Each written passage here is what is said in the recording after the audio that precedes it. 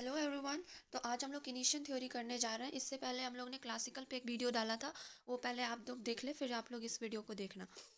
किनेशियन ने 1929 जो great depression का टाइम था, उस टाइम इन्होंने अपने थ्योरी को लाई थी। इसके कुछ एजम्पशंस हैं। तो उन्होंने कहा था कि हमारी economy always in full employment नहीं होगी। जो क्लासिकल ने कहा था कि ऑलवेज फुल एम्प्लॉयमेंट होगी, इन्होंने कहा था कि फुल एम्प्लॉयमेंट पॉसिबल ही नहीं है शॉर्ट रन में। इन्होंने शॉर्ट रन की बात की थी। वाई? बिकॉज लॉन्ग रन में हम लोग सब डेड हो जाएंगे। In the long run we all are dead. Second जो है, worker suffer from money illusion. Means हम लोग शॉर्ट रन में ये एज्यूम नहीं कर सकते कि हमारे फ्यूचर में क्या प्राइसेस अप होंगे, क्या डाउन होंगे। जो क्लासिकल ने बोला था कि वर्कर्स मनी इल्यूजन से सफ़र नहीं करेंगे। थर्ड जो है, demand for labour is the function of ways bye price. Labour का डिमांड कब होगा? वो हमारे उसके पास्ट वाले वेज के अकॉर्डिंग। लेकिन supply of labour function of nominal wage and demand for labour is the function of real wage. Fourth जो है, money also act as store of value. Classical ने मनी को मीडियम ऑफ एक्सचेंज बस बोला था, लेकिन Keynes ने इन्हें स्टोर ऑफ वैल्यू भी बोला, जो कि है भी। फिफ्थ पॉइंट है शॉर्ट रन एनालिसिस। जो हम लोगों ने कहा कि केन्स ने शॉर्ट रन में बिलीव किया था।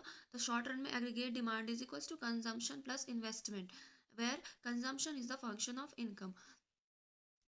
Psychological law of consumption. When income increases, consumption increases, but not as much as increase in income. जैसे कि हमारी जब इनकम बढ़ती है तो हमारी कंजम्पशन भी बढ़ती है। जैसे मान लो, जब हमारी इनकम बढ़ेगी तो हमारी कंजम्पशन भी बढ़ेगी।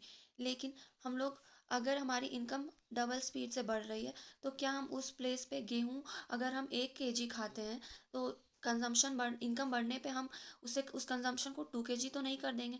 तो वो हमारी इनकम के प्रोपोर्शनल में नहीं बढ़ती है, उससे कुछ कम बढ़ती है। ये हमारा एक ग्राफ है। इस ग्राफ से हम समझते हैं।